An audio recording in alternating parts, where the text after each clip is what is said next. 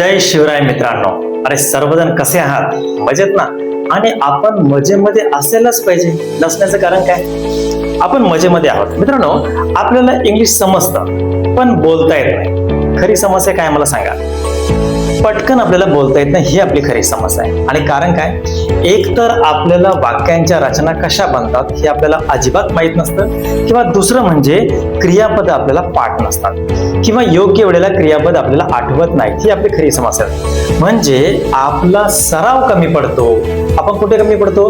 आपला सराव कमी पडतो. आणि तोच इथे सराव मी तुमचा करून घेणार आहे. आता माझ्या मागे काही वाक्य लिहिले आहेत ते बघा बरं. आपल्याला ते पटकन बोलता येतात का? जरा बघूया. चला, इथे लिहिलंय आराध्या पीठ चाळत आहे. सांगा बरं, पटकन उत्तर द्या, मी लिहितो तोपर्यंत. Aaradhya is saving flower. Flower, saving flower. ठीक आहे.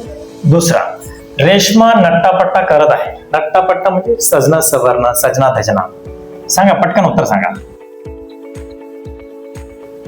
Reshma is dressing up.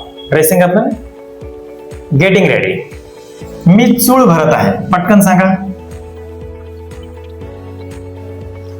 I am rinsing my mouth. म्हणजे मी माझं तोंड स्वच्छ धुत आहे. आपण इथे वॉश म्हणू शकतो का? I am washing my mouth? नाही. त्याचं कारण काय? वॉश म्हणजे मोठ्या प्रमाणात ज्या वस्तू धुतात ना, वस्तू.